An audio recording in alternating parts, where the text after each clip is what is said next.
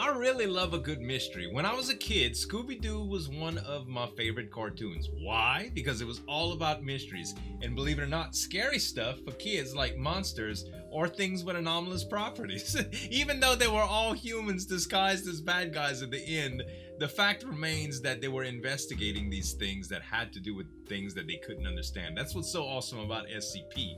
And this SCP is called the Mystery of Daleport. Kind of interesting concept. It's SCP-1936, and we can react to it now. And it's by SCP Animated. We haven't reacted to them for a little while, but I'm always excited to see their reactions. Hopefully we get to see Dr. Buck and all our favorite characters. At any rate, guys, let's get into the reaction. Make sure to subscribe to SCP Animated Tales from the Foundation, and let's do this. SCP-1936 Containment Site Briefing. Hey, it's Dr. Buck. Sweet. The year 1997. The place, the New England town of Daleport. I was like 20 years old. An unknown, highly destructive event, or series of events, occur over the course of several days, devastating the community. Wow. Good day. I am Dr. Buck of the SCP Foundation. Wait. Today we will be reviewing the Euclid class anomaly today, SCP-1936, otherwise known Euclid? as Daleport. Daleport. During the event, the Foundation was unable to enter the town or observe any event that occurred therein due to the presence of SCP-1936-1, a gaseous area centered on Daleport that covered the whole town. This anomaly is no longer present at SCP-1936, having dissipated a week and a half after its appearance. Okay. Dimensions of the remaining buildings have become significantly altered from the original plans, and a large number of them have become topologically inconsistent. Investigations report spatial anomalies, including rooms that become smaller when they are entered, eventually preventing the occupants from moving.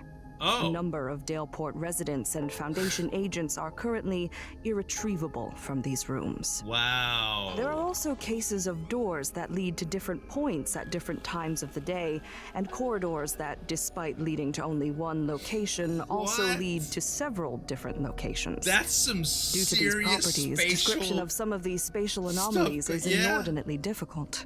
No survivors from the anomalous events which affected Daleport have been found within the town proper, but the remains of a large number of Daleport citizens have been recovered. Cause of death varies, but it appears that a large number committed suicide. In many cases, the remains of these citizens demonstrate anomalous properties, presumed to be a result of the anomalous event. Okay. Special containment procedures. SCP-1936 is to be contained behind a 2-meter electrical fence, which is to be patrolled by security elements. The area contained is roughly circular, 1 kilometer in diameter. Security cameras are to be installed to cover areas not currently being patrolled. Expeditions into SCP-1936 are to be escorted by an armed element as specified by Area 37's security director. Personnel are not to enter spatially anomalous locations without specific authorization, with the conditions of such authorization dependent on recent anomalous activity within SCP-1936. Oh my gosh, dude.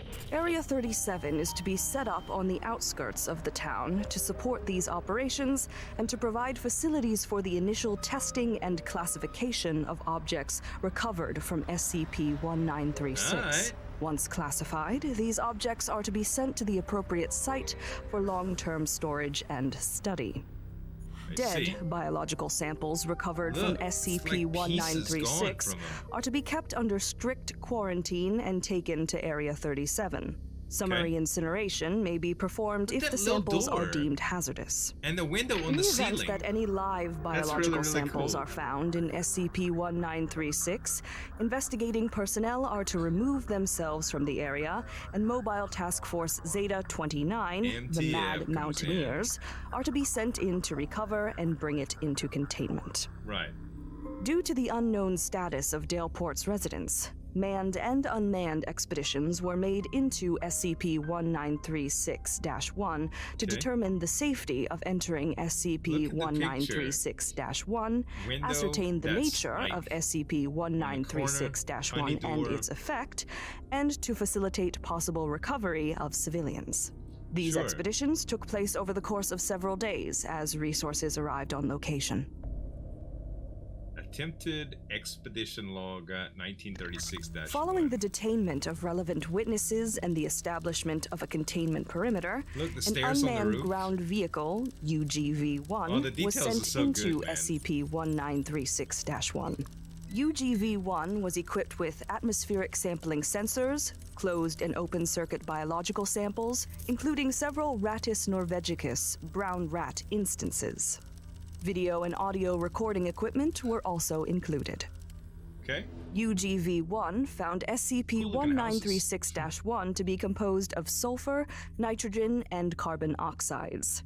The concentration was found to be at a level where irritation occurs, but would not present a lethal hazard. Biological samples were unaffected in any anomalous manner. Video recordings showed a smooth, wasteland-like landscape, starting at 100 meters into SCP-1936-1 and extending up to 2 kilometers from the edge of SCP-1936-1.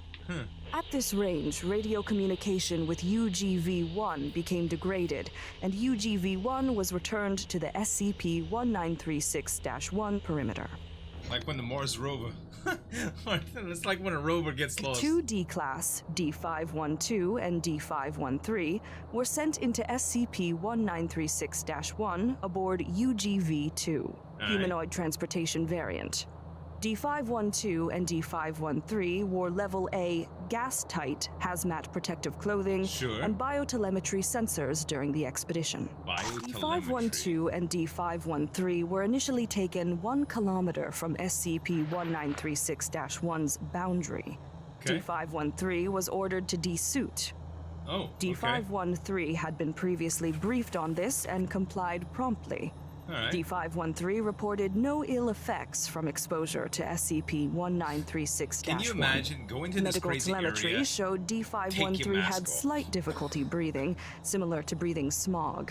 Unacceptable levels of radio interference began at 3 kilometers from SCP-1936-1's boundary, and UGV-2 was returned to SCP-1936-1's edge. Medical examinations performed upon their return on D512 and D513 showed they had not been abnormally affected during the expedition. The following audio log is a transcription of an attempted expedition by Mechanized Infantry Platoon Kilo. The platoon was assigned 6 Piranha LAV-V vehicles, designated Alpha through Foxtrot, which mounted environmental analysis equipment. Log begins 3 kilometers into SCP-1936-1. Kilo Actual. This is Mike, requesting update on your status. Over. Mike, this is Kilo Actual. We're still seeing the terrain as flat.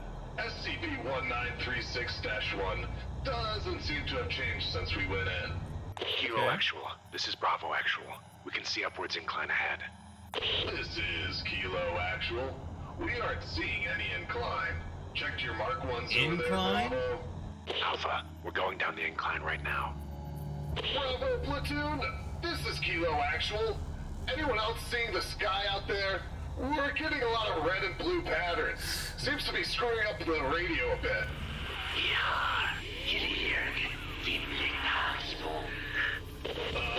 What? I think we're getting a bit of interference. Interference? May that heretic burn in the pit. As in, I hate him so much. What? He dies a slow, painful death in a burning cold. At this point, whatever two-way it is, communication with the expedition team was lost, with CNC only able to retrieve messages. Sounds of a firefight and wildly varying descriptions of the attacking forces are heard.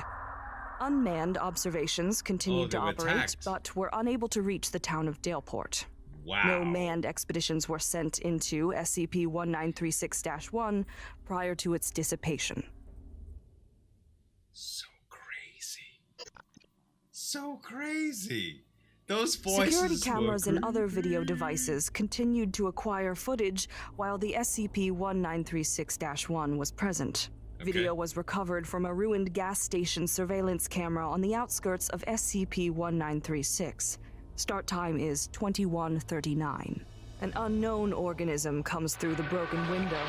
While its appearance is unclear due to the video quality, we know it is highly dangerous, killing That's an one alien. customer with its tentacles and another in an unseen manner. Oh, After that God. gruesome display, an individual enters the store. Hello? The cameras begin to become mildly distorted in the individual's presence, crazy- perhaps related to the triangle branded into the individual's face. Yeah. The first organism moves back onto the counter, appearing to be wary of the individual. The distortion of the footage increases as several multi-jointed appendages burst from various points on the individual's body. The organism and the individual are not friendly towards each other, displaying aggression and hostility immediately. The individual was able to drive the organism out of the gas station. We are unsure if the individual was acting in a benevolent manner or simply acting on animalistic territorial instincts. Right. That's what I was about to ask. Like, was it trying to help or hurt, or it was Several just documents were feuding? recovered from what is believed to be the body of Reverend Michael Hawshore, the leader of the religious organization, the Victory Society. The body showed extreme explain spatially anomalous voices and properties and was incinerated after recovery and analysis. Oh, It appears that these pages were removed from a journal or That's the diary, but triangle. their original source has not yet been found. July this getup 22nd. is evil, man. I'm returning to Daleport. Godfrey wished me luck as I left, but I know he hoped for my failure. He is too idealistic to believe in my cause. I took all the necessary Which is books what? out of the library before I left, though. I suppose I could have just waited until I got home, but I'm not sure if I'll be able to find a proper way there, and I very much doubt Godfrey would assist me. Hard to get all the books around. Had some trouble with the Lost Wanderer Desanassad's 7th tome, but the container my contact gave me helped with the heat worries. Burned my hand handling the thing, but still, you can't hope to do something like this without minor sacrifices. James is meeting me at the station, but he'll most likely be late. He always is. You have to work with what you've got, but it's disheartening there aren't some more respectable people interested in this venture. I worry about the next time. I am a little shaken up. The priming ritual for the One of Broken Nines needed blood sacrifice. The One I had of hoped Broken anesthetic could be used, Nines? but the ritual didn't allow for that. Oh. The child is dead now, and it is done. We can't lose track of the goal. The Oh, child no. would thank me, from the bottom of his heart, if he knew why we were doing this. It's for the good of everybody. It's for the good of everybody. Are you kind of crazy, or It's for the good of everybody. is it It necessary? appears that Reverend Hawshore broke the pencil at this point and had to resume writing sometime later. Okay. The victor shall walk from the rubbles of man and restore clarity to those who remain. I'm beginning to doubt James's devotion to our cause. The voice of ages needed the blood of a heretic. I suppose it just means heretic in general. Wow. The voice wasn't picky about what kind of religion. James was not eager to contribute, but the fact that his blood worked proved that my James. suspicions were correct. The liar, who would have doomed us all in his selfishness. Things do Huh. not get easier, but my time is coming to an end. Oh, I've wow. decided that we will not operate over the next 2 days. It will be a time for rest, so we can prepare for what is to come. I will welcome my death, even if it is not quick. The world will lie still again on Monday, Ouch. and it will thank us for it. Additional notes found near the What body the of Reverend Hawshore. The first of these appears to be a transcript from a speech made by the Reverend, presumably to the members of the Victory Society. Okay. Brothers and sisters, we come together for the last time today. It has been an honor to work with you all. I could not have hoped for a better group with which to secure the future of mankind. The future From the dawn of time, terrible impossibilities have spawned from the darkness between stars, not hating life, simply So being aliens. indifferent to it. We are as ants to these abominations, these demented gods. I use this term as this is what they are called in older texts. You will not find any biblical god here. Or perhaps you will. I do not know. The use of gods here is this specific form of creature, born from the primordial chaos of this reality, not Okay. just a powerful being. Simply powerful beings do not reach the uncaring depths of cruelty and depravity that the gods do. I They are see. so far above us that we are but insects. Accordingly, we shall look as such. In order to gain the forgiveness and favor of the gods, we must learn to know our place before them. Each of these things seeks dominion over the laws of reality itself, imposing the nature of their twisted existences upon stars and planets and people. Okay. The only answer to this threat? These gods must be destroyed, the slate wiped clean. We cannot do this, by no means no, but we cannot allow these things to exist. A kingdom cannot have a billion kings. We cannot kill the gods, no. Only a god can kill a god. We will bring them here and bind them until their bloodlust is sated, until all but one is dead. Always a single god remains, the victor, who returns to whence they came as the only god remaining. But their primordial chaos eventually spawns more gods, more twisted angels and demons. And so it all comes to pass again. Our vigilance must be constant, for a new victor must be found again and again. We will leave a mark in creation, but it will fade, it will heal. Stand strong as our people have before. Stand strong as the near men in ancient cities did. Stand strong as we did at the gates of Sodom. Stand strong as we have always stood strong, because this must always be done. Fortune favors those who take bold steps. We shall become unified with Inanimatum, entering the Somnium Aeternum. May we be forgiven. The following section was found in the back cover of Hawshore's journal. And the victor shall walk from the rubbles of man and bestow clarity, glory, majesty to those who remain. From the red of my eyes, I see them. Yes, I do. Yes, I do. And they see me. I do all of it right. And this is repayment? I do not fear the rubbles of man. They are our glory, I don't know what they are. I don't know what I am. My throat goes somewhere else. He's going crazy, My throat goes somewhere else, and I do not like where it goes. This is most likely referring to the spatially anomalous aspects of the Reverend's body. Right. In a war, there is fire, but here the fire is cold and sideways, and in the atoms themselves. In the minds, even because my headache, like a nut that is cracking because of the baby bird inside it. I must clean my wounds, but my hands are made of wire and cyanide. I can see them towering, and they are nothing. They are the shadow of the tip of a fingernail's fingernail. No. To quell the titans for fire, ice, and lightning, we must eat babies and live happily ever after. Oh my It's not God. right. They're meant to be dead now, not meant to be here. No. The victor shall walk from the rubbles of man. The voice acting is so good in this, bro. Him. I hope this really briefing has helped you to understand the current situation surrounding SCP-1936. Remember to always enter the anomaly with an armed element and respect the quarantine guidelines. Yeah. Good day. God. Wow. How crazy was that, right? It was borderline cult around these like cosmic gods. It kind of reminded me of a video game that I played before about space and aliens and stuff called Mass Effect.